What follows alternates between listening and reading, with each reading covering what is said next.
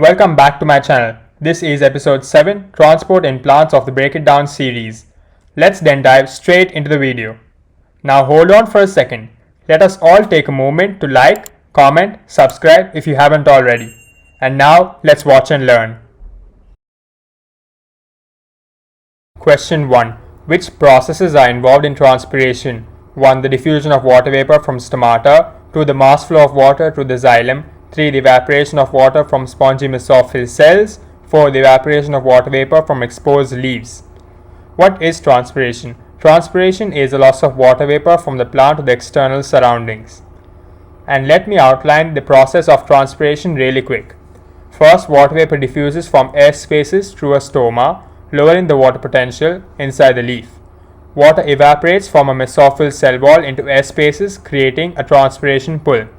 Water moves through the mesophyll cell wall, known as the apoplastic pathway or the apoplast pathway, or it can also move out of the mesophyll cytoplasm into cell wall, which is known as the symplastic pathway or the symplast pathway.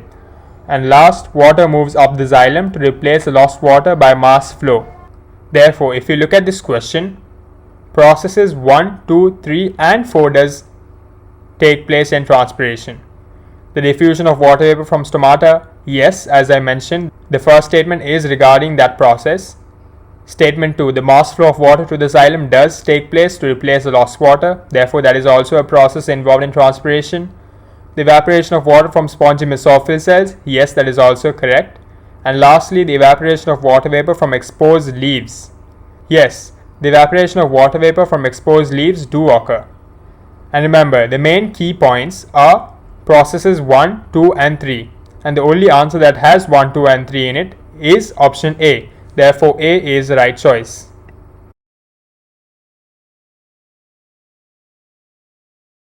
Question 2. What is the main function of a companion cell in mature phloem tissue? Companion cells are only involved in the loading of sucrose by pumping hydrogen ions out of the cytoplasm through a proton pump and into their cell walls. It is an active process and thus requires ATP as an energy source. Therefore, if you go to A, B, C and D, A. Providing cytoplasmic contact with the sieve tube element for loading. Well, let's keep that option last to discuss. B. Providing structural support. That is not a function. C. Providing the nucleus for cell division. That is also not a function of companion cell. D. Providing the source of assimilates for storage is also not a function. The function is pumping hydrogen ions, which is involved in the loading of sucrose. And thus A is the only possible answer because only A has the word loading in it. And thus it does talk about the main function of a companion cell, providing cytoplasmic contact with the sieve tube element for loading. Therefore, A is the right choice.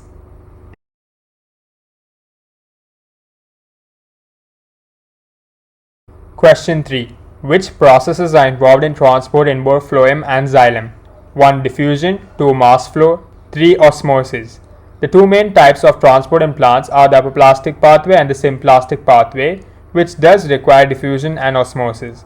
Also, do keep in mind that mass flow also occurs in both xylem and phloem.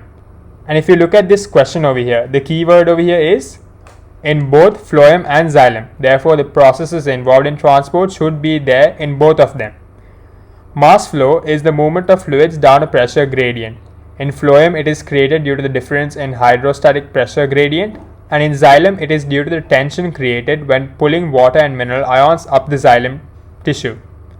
Therefore, yes, 1, 2 and 3 are involved in both phloem and xylem. Diffusion and osmosis is definitely involved because apoplastic pathway and symplastic pathway is involved in the vascular bundle, that is in both phloem and xylem. And mass flow, as I mentioned, is present in phloem due to the difference in hydrostatic pressure gradient and is present in xylem due to the tension created when pulling water and mineral ions up the xylem. Therefore, the answer is A. 1, 2 and 3.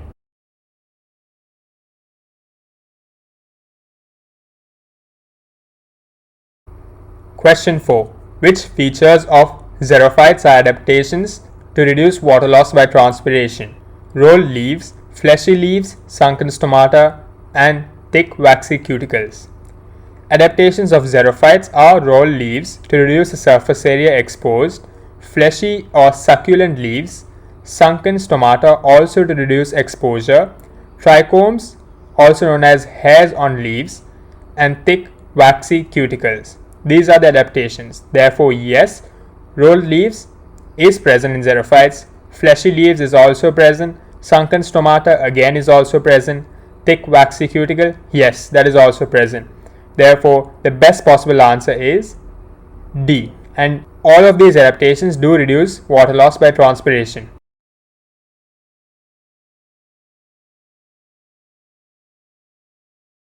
Question 5. Water that is present inside a root hair cell may leave the cell and pass to the xylem. Through which pathway must the water travel? The word must is in bold over here. And water inside a root hair cell must reach the xylem, and thus it must pass through the endodermis. The endodermis has a thick waxy band of suberin within the cell wall that blocks the apoplast pathway. Therefore, which pathway must the water travel? It definitely cannot be the apoplast pathway. This band is also called the Casparian strip. The band of suberin in the cell wall of the endodermis is also known as the Casparian strip, and it forms a barrier to water. Therefore, water must travel through the symplast pathway, because the two types of pathways are apoplast pathway and the symplast pathway. If the apoplast pathway is blocked, that means only the symplast pathway can take place, and thus the water must travel through the symplast pathway, and therefore the answer is C. B and D are not pathways, they are just organelles or structures. Therefore C is the right answer.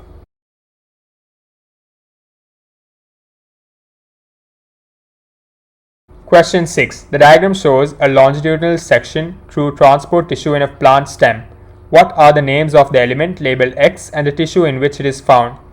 Shown is a longitudinal section of xylem vessel elements. Therefore, X must definitely be a xylem vessel. And if you look at the structure towards the left, which I have marked in blue, that is lignin.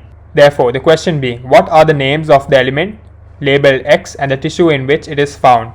X is xylem vessel, therefore it cannot be A or B, because A or B mentions sieve tube, whereas it is a vessel. Therefore the right choice is between option C and option D. And where are vessels found? Vessel is found in the xylem tissue. Remember, for phloem it is phloem sieve tube, not vessel, and for xylem it is xylem vessel element, not sieve tube. Therefore the best possible answer is option D, because only vessel can belong to xylem and only sieve tube can belong to phloem. Remember that carefully. Hence the answer is D.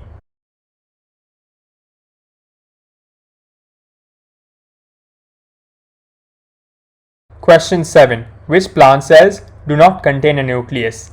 1 companion cells, 2 sieve tube elements, 3 xylem vessel elements. The only plant cells over here that has a nucleus are the companion cells. Thus 2 and 3 do not contain a nucleus, and since the question is which plant cells do not contain a nucleus, that has to be 2 and 3, sieve tube elements and xylem vessel elements, because companion cells do have a nucleus. Hence the answer is option C, 2 and 3 only.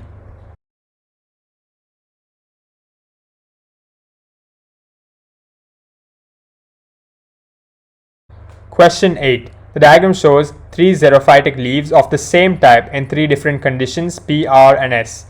Which description of the water potential of the cells in layer X is correct? As you can see over here, I have mentioned lower the water potential, the more curled up the leaf would be to reduce the surface area exposed. Thus R has the lowest water potential, because R is definitely the most curled up leaf over here. Lowest water potential means it would be more negative, because lower water potential is corresponding to more negative and higher water potential means less negative. Therefore, R is more negative than P and S, and the only option that talks about R being more negative than P and S is definitely option A. Therefore, we can straight away choose option A as the right answer. Let's look at the other leaves in conditions P and S. P is less negative than R and S. Yes, that is true, because P is not curled up as the others are, Therefore, it would have the highest water potential or higher water potential than both R and S. Higher water potential means less negative. If you recall what I just mentioned a few minutes back, higher water potential means less negative, lower water potential means more negative. Do keep in mind this point. Therefore, P is less negative than R and S, R is more negative than P and S is more negative than only P, because S is curled up compared to P, but it is not as much as curled up as the leaf in condition R. Therefore, it can only be more negative than P. Hence, the answer is A.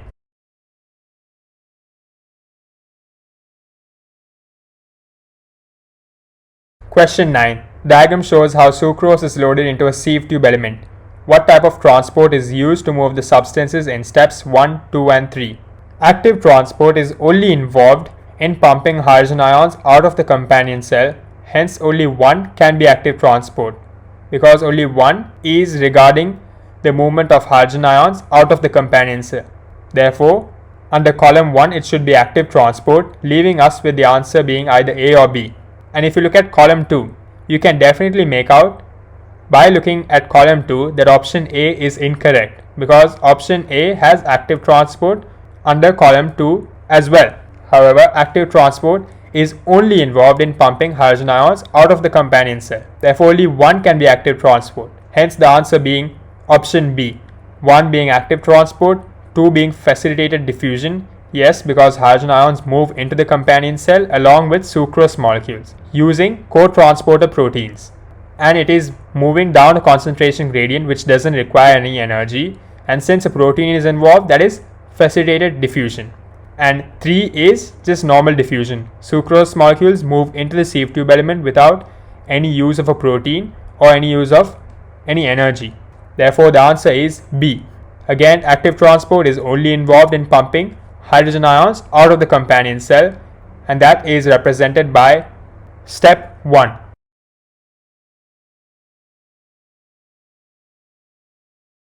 Question 10.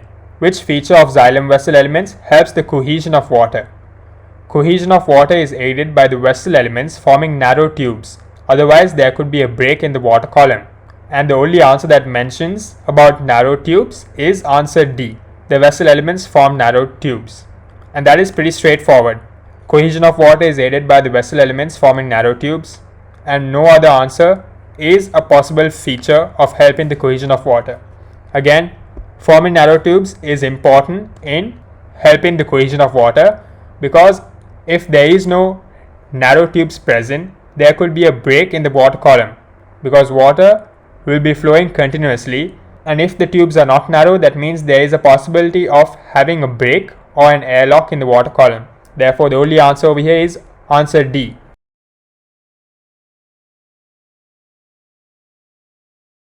Question 11. What determines the rate of water movement from the roots to the leaves? Rate of water movement is controlled by how much water evaporates from the mesophyll cell walls. Do keep in mind this point. Rate of water movement is controlled by how much water is evaporated from the mesophyll cell walls. Therefore, the only possible answer over here is again answer D. Evaporation of water from the mesophyll cell walls determines rate of water movement from the roots to the leaves, in order to replace the water that is lost due to the evaporation.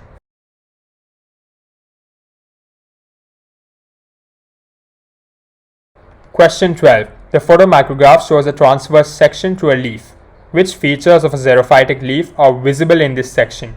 1. Sunken stomata. 2. 2 layers of epithelium. 3. Thick cuticle. 4. Small surface area to volume. The keyword of this question is visible. And if you look at this diagram, you can only see one layer of epithelium over here. You cannot see 2 layers of epithelium. Therefore, feature 2 is incorrect. And surface area to volume can never be visible by just looking at a section of a leaf. Surface area to volume, whether it is small or large, can only be found by calculation. It is not possible to tell this feature by just looking at a section of a leaf. Therefore, answers having 4 in it are incorrect, leaving us with the answer being either A or B. And as I mentioned, you can only see one layer of epithelium over here, not 2 layers. Therefore, the best possible answer over here is 1 and 3 only. The only ones visible over here are the sunken stomata and the thick cuticle. Again, the answer is B, because A mentions about 2 layers of epithelium, which is not seen over here. You can only see 1 layer of epithelium, whereas B talks about sunken stomata and thick cuticle, which is definitely visible.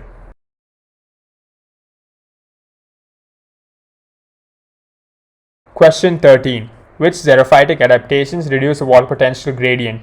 1. Rolled leaves, 2. Hairy leaves, 3. Sunken stomata, 4. Fewer stomata, 5. Fleshy leaves. All of these are actually xerophytic adaptations, but not all affect the water potential gradient. The only adaptations that affect the water potential gradient are, and you must keep this in mind, hairy leaves or leaves with trichomes, rolled leaves, as well as sunken stomata. These are the only adaptations out of the ones given over here that affect the water potential gradient. Do keep in mind this point. Hairy leaves, rolled leaves, as well as sunken stomata. Therefore, the answer being answer B, 1, 2 and 3 only. Rolled leaves, hairy leaves and sunken stomata. Fewer stomata and fleshy leaves are not adaptations that affect the water potential gradient. They are just xerophytic adaptations.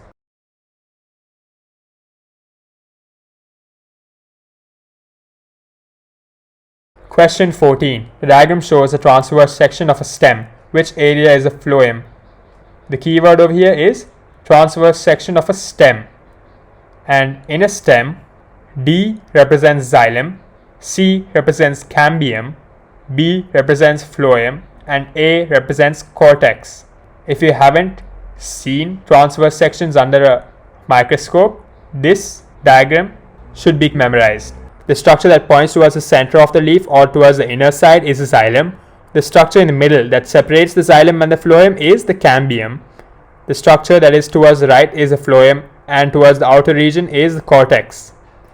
And since the question asks which area is a phloem, that would be answer B.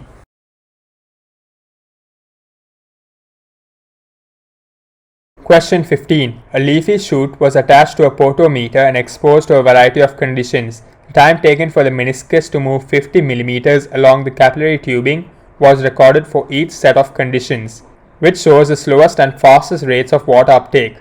The distance is 50 mm and they are asking for the slowest and fastest rate of water uptake. The rate is calculated by distance travelled upon time taken.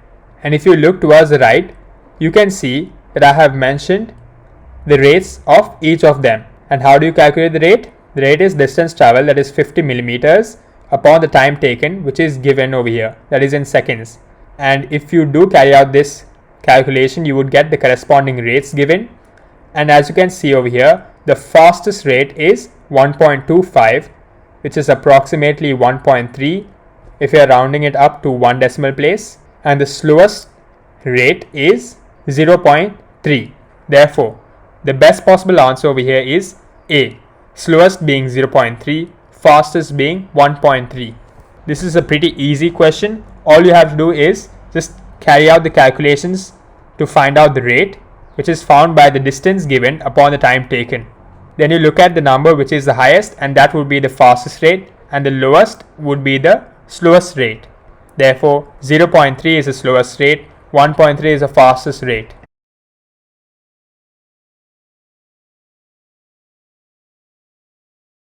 Question 16. The diagram shows 4 plant cells. In which direction could there be net movement of water by osmosis? Net movement is from higher water potential to lower water potential. That is always the case if it is osmosis. Do keep in mind, net movement of water is again from higher water potential to lower water potential. The highest water potential over here is in cell 3, then followed by cell 1, because more the vacuole appears inflated, higher the water potential, because the water potential inside would push out on the vacuole, making it seem inflated and thus giving it its turgid like appearance. Hence, highest water potential would be in cell 3, because in cell 3 it is where the vacuole appears most inflated, then followed by cell 1 and so on. Therefore, water should move from cell 1 to cell 4 and cell 2. That is, water should move from cell 1 to cell 4 and from cell 1 to cell 2, because water potential in cell 1 is higher than in cell 2 and 4. Because in cell 2 and 4, the cytoplasm seems to have pulled away from the cell wall, and you can see gaps between, which shows that it has lower water potential than cell 1 and 3. Water can also move from cell 3 to cell 4 and cell 2 and also to cell 1, because again the net movement is from higher water potential to lower water potential. And if you go to the options A 1 to 2, yes, that is possible, and 1 to 4, yes, that is also possible, because the movement is from higher water potential to lower water potential. Therefore A is the correct choice over here. Let's look at the other answers. B 1 to 3, that is not possible, because 1 has lower water potential than cell 3, because 1 is less inflated. The vacuole appears less inflated compared to cell 3. Therefore B cannot occur at all. C 2 to 1, 2 to 1 cannot occur, because it should be the other way around. 2 has the lowest water potential compared to cell 1. Therefore it can only move from 1 to 2, not 2 to 1. And let's look at option D 4 to 1, which is again not possible, because water moves from higher water potential to lower water potential. Cell 4 has lower water potential than cell 1. Therefore it cannot move from 4 to 1. It can only move from 1 to 4. And the only answer that has 1 to 4 and 1 to 2 is answer A. I do hope that is clear.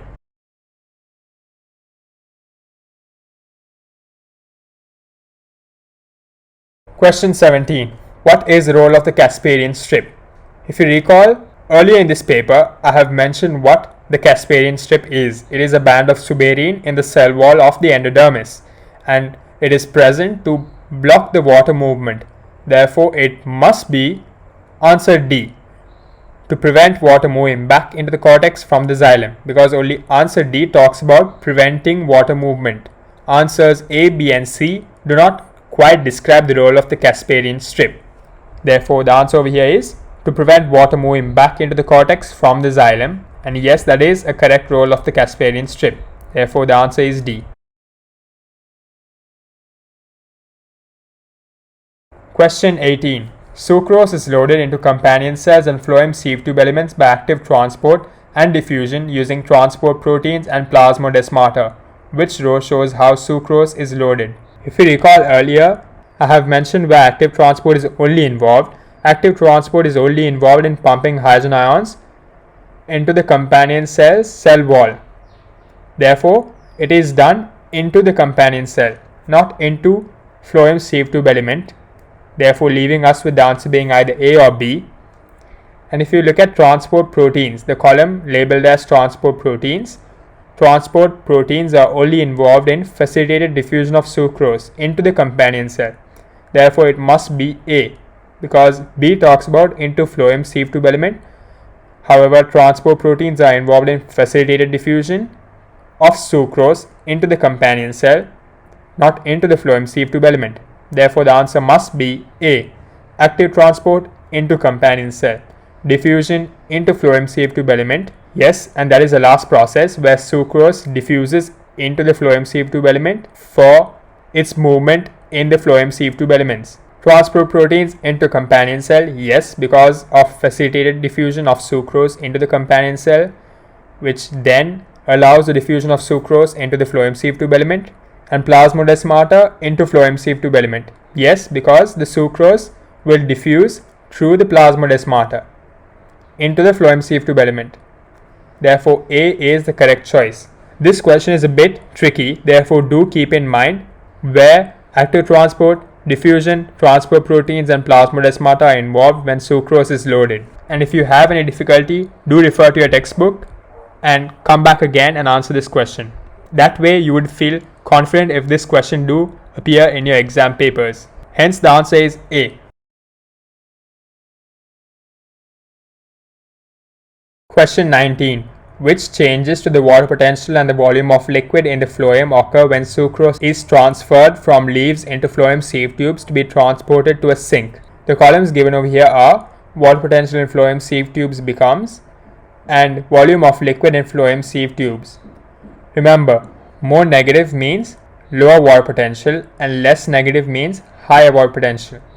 As I mentioned in an earlier question, I did mention this key point more negative means lower water potential and less negative means higher water potential. And how do you keep this point in mind? Well, do remember that the water potential of pure water is 0, and therefore if the number becomes less negative, that means there will be high water potential, because pure water is where there is the highest water potential, and that highest water potential is 0. Water potentials cannot be higher than 0. Do keep in mind this point. Therefore, the less negative the number becomes, and if you picture a number scale over here, less negative, that is reaching towards 0, means higher water potential. More negative means lower water potential. And when sucrose is loaded into the phloem sieve tubes, the water potential is lowered. Lower water potential means more negative. Therefore, we should consider between options C and D, because only C and D talks about more negative. Water potential is reduced, that means more negative. As a result, the volume increases as water starts to enter from other regions where water potential is high and flows down a water potential gradient. Therefore, the answer over here is more negative, and the volume of liquid in phloem sieve tubes increased. Hence, the answer is D. A slight trick to keep in mind: when water potential is lowered, the volume shall increase, and when the water potential is higher, the volume will decrease. Do keep in mind this point. And then answering any question where they ask about water potential and volume of liquid would be very easy. Hence, again, the answer is D. More negative means lower water potential. Due to lower water potential, there will be increase in volume. As I mentioned over here, the slight trick is when the water potential is lower, the volume shall increase. When the water potential is higher, the volume will decrease.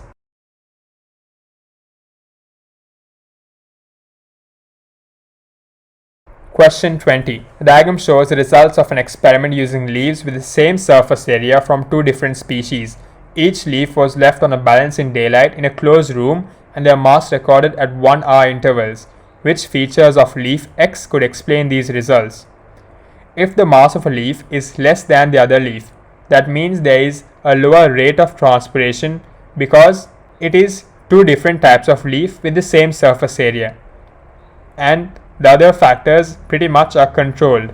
Each leaf was left on a balance in daylight in a closed room, therefore the conditions are the same, and their mass is recorded at equal time intervals. Therefore, the only possible answer over here is where it has to do with the rate of transpiration, because the mass of leaf seems to decrease over time, and that can only be possible by talking about the rates of transpiration. Leaf X has lower rate of transpiration than leaf Y. Leaf Y, there is higher change in mass over time compared to leaf X, because at the end, towards 5 hours, leaf Y has lower mass than leaf X. That means higher rate of transpiration in leaf Y. Lower mass means higher rate of transpiration, and leaf X has lower rate of transpiration.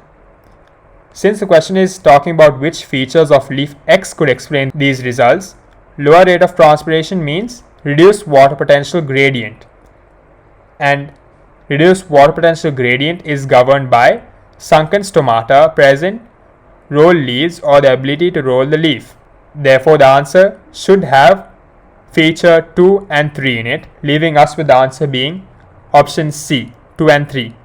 Thinner cuticle actually leads to increased water potential gradient, not reduced. Therefore, feature 1 cannot explain this result. Leaf X shows lower rate of transpiration, which is where the water potential gradient is reduced. In order to reduce the water potential gradient, it has to be sunken stomata and the ability to roll the leaf out of all the given features over here. The other features leads to increased water potential gradient, not reduced water potential gradient. The idea over here is that we are aiming to achieve lower rate of transpiration. Therefore, the answer is C.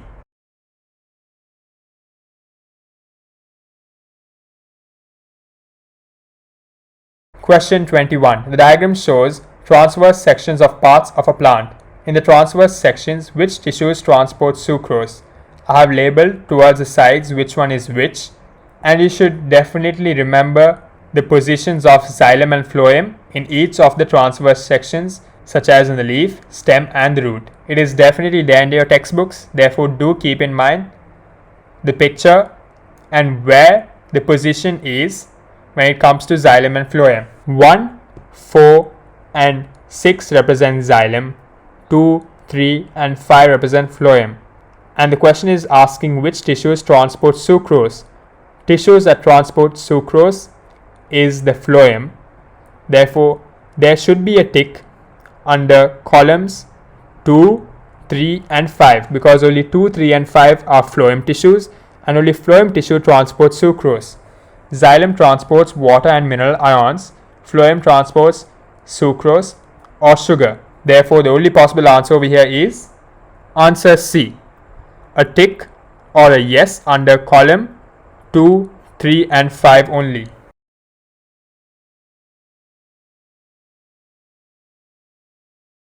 Question 22. Which statements correctly describe transport pathways in dicotyledonous plants? 1. In the symplast pathway, water may move through intercellular spaces. 2. The symplast pathway may be blocked by the tonoplast. 3. In the apoplast pathway, water does not move through plasmodesmata. 4. The apoplast pathway may be blocked by the Casparian strip. Symplast pathway is the movement through plasmodesmata and it doesn't move through intercellular air spaces. Therefore, statement 1 is incorrect because statement 1 talks about symplast pathway where the movement is through intercellular air spaces, which is incorrect. Movement through intercellular air spaces is concerned with the apoplast pathway. Therefore, statement 1 is again incorrect. 2. The symplast pathway may be blocked by the tonoplast. It is not possible at all. Tonoplast doesn't block the symplast pathway, whereas it does actually allow the symplast pathway to occur. The symplast pathway cannot be blocked at all by the tonoplast. Therefore, answers having 1 and 2 in it are incorrect, leaving us with the only possible answer being D, 3 and 4. Let's look at 3 and 4. In the apoplast pathway, water does not move through plasmodesmata. Yes, that is correct, because in the apoplast pathway, water moves through the intercellular air spaces or from cell wall to cell wall, and it doesn't move through plasmodesmata at all. Movement through plasmodesmata is concerned with the symplast pathway. Do keep in mind this point. And 4. The apoplast pathway may be blocked by the Casparian strip. That is also correct. Casparian strip in cell walls won't allow the water movement through cell walls, and movement through cell walls, as I mentioned earlier, is apoplast pathway. Therefore, an example of this is the Casparian strip in the cell walls of the endodermis, which doesn't allow the apoplast pathway to take place because it is blocked. Therefore, yes, the apoplast pathway may be blocked by the Casparian strip. Therefore, the answer is again D, 3 and 4. Question 23. Which feature of transport in plants is correct for both xylem and phloem? Keyword over here is correct for both xylem and phloem. A. It is passive. That is incorrect because phloem is not passive but active. Since the question is concerned with both xylem and phloem, that cannot be true. Answer B. It occurs by mass flow. That is a correct statement.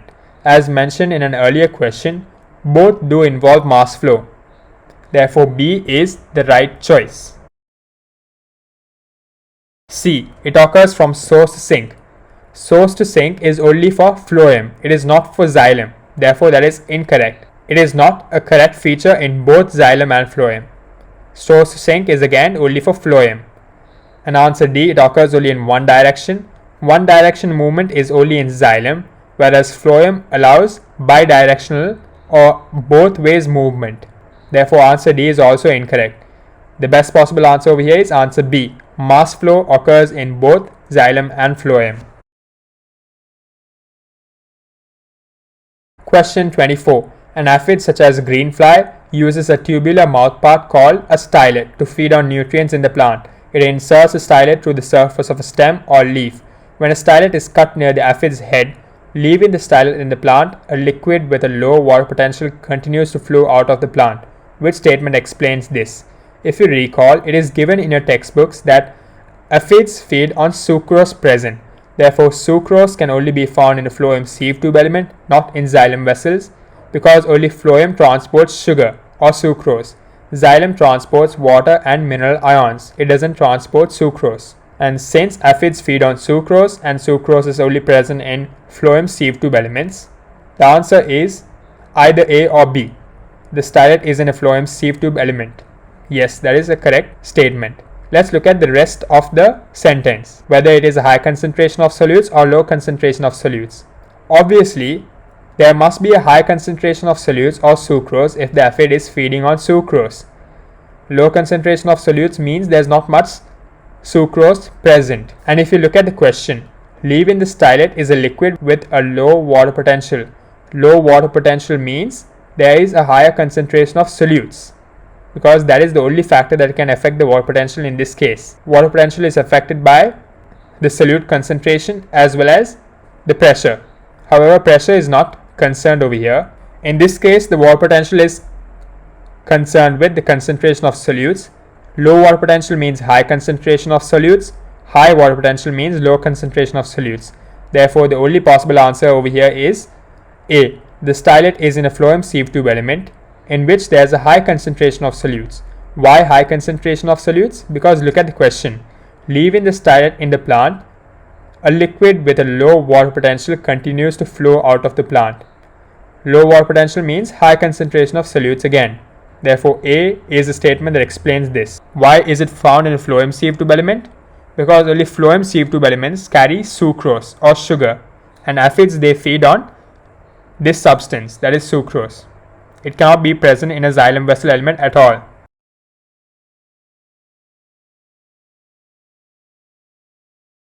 Question 25. The photomicrograph shows a transport tissue in the stem of grapevine.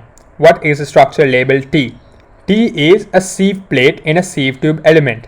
The question is asking for structure T and it is not pointing at a vessel but towards the sieve plate. Therefore, the only possible answer over here is B, sieve plate. It is not sieve tube element because structure T is pointing towards the sieve plate and not towards the vessel. If it was pointing towards the vessel, you can say sieve tube element. However, T is a clear structure over here and it is only possible and it is only known as the sieve plate. Therefore, B is the correct choice. Again, this question is pretty easy to answer. You just have to remember how a sieve plate looks in a sieve tube element, and that is done by viewing through a microscope or by just solving questions like these and remembering how diagrams look like. Question 26. What will increase the rate of transpiration? 1. Increase in the humidity. 2. Increase in the light intensity. 3. Decrease in the temperature. 4. Decrease in the wind speed. Rate of transpiration will increase due to increased light intensity, increased wind speed, increased temperature, and finally decreased humidity. Again, rate of transpiration increases when 3 of the 4 factors increases, whereas 1 factor decreases. And all you have to remember is that the factor which decreases is humidity. All the other factors which you can think of, light intensity, wind speed, temperature, if that increases, then the rate of transpiration will also increase. And only for humidity, it should be decreased humidity. Decreased humidity means higher rate of transpiration. Since the question asks for increase in the rate of transpiration, it cannot be increase in the humidity because that is incorrect. It can only be decreased humidity, not increase in the humidity. Therefore, answers having 1 in it are incorrect, leaving us with the answer being either C or D. Let's look at 2. Increase in the light intensity. Yes, increase in the light intensity does increase the rate of transpiration. Therefore, the only possible answer over here is C, 2 only. Let's look at the other statements. 3. Decrease in the temperature. Decrease in the temperature will lead to decreased rate of transpiration, not increased rate of transpiration. Therefore, 3 is incorrect. 4. Decrease in the wind speed. That is also again incorrect, and I do not have to mention why. Rate of transpiration will only increase due to increased light intensity, wind speed, temperature, and decreased humidity. Do keep these points in mind. Question 27. Which properties of water are important for transport in xylem? 1. Cohesion. 2. Adhesion. 3. High energy requirements for evaporation. 4. Good solvent properties. Cohesion and adhesion are definitely important for transport in xylem, and only A has both of them. Therefore, only A can be the correct choice. Cohesion is the attraction between water molecules, and adhesion is the attraction towards the lignin of xylem vessels. Therefore, again, A is the correct choice. 1, 2 and 4. Good solvent properties? Yes, because the question refers to transport in xylem, and in a xylem, water and mineral ions are transported. In order for mineral ions to be transported, it has to be soluble in water. Therefore, water must have good solvent properties because water would act as a solvent and the mineral ions would act as a solutes. If you did take your chemistry class, this is pretty easy. Therefore, water should have good solvent properties to allow the mineral ions to dissolve in it, and thus is important for transport in xylem.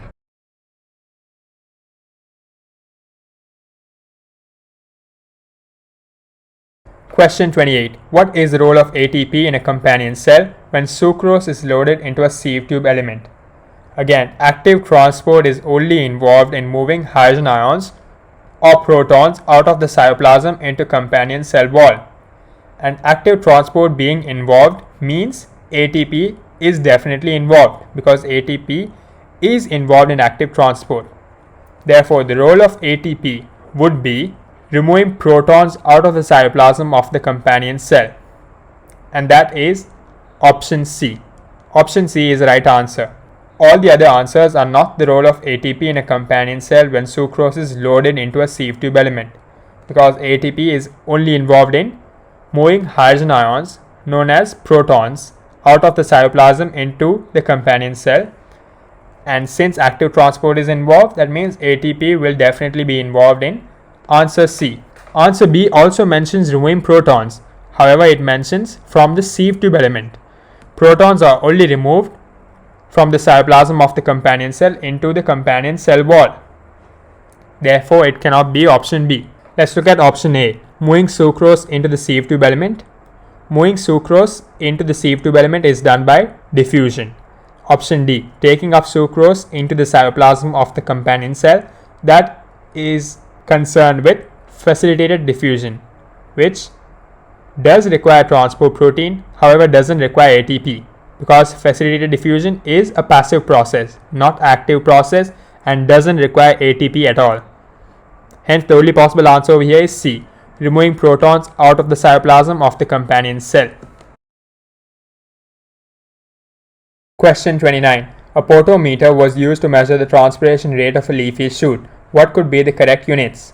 Transpiration rate is calculated by distance traveled over time. In other words, the volume, that is in cm cube of water divided by time, which can be in seconds or minutes, given the units cm cube per minute, because the answers over here have time in minutes, not seconds, and the volume of water divided by time would lead you with cm cube per minute. Therefore, the correct unit over here is cm cube per minute, and hence the answer D.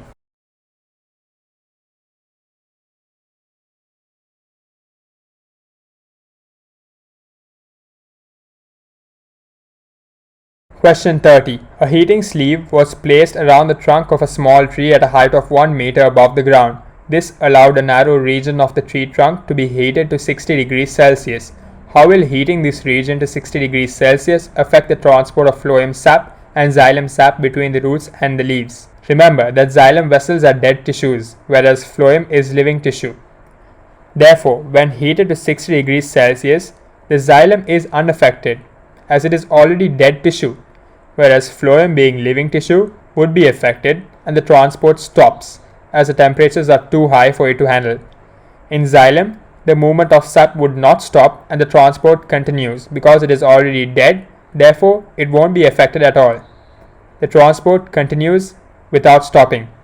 Therefore, under the column movement of xylem sap, it should be transport continues, leaving us with the answer being either A or C, and under the column movement of phloem sap, it should be transport stops because phloem is living tissue. When the temperature is raised to 60 degrees Celsius, that is a temperature which is too high for phloem tissue to handle, because the proteins inside would be denatured by such temperatures, and also since the movement in phloem is an active process, it would require ATP, which means that mitochondria that makes the ATP should be present. However, these organelles would be affected by such high temperatures, And as you know, proteins are denatured at high temperatures, and thus the movement of phloem sap stops. Therefore, the answer is option C. And that is the end of this paper. Hope you found this video useful. If you did, do leave a comment down in the comment section below. Thank you for watching and stay tuned for more.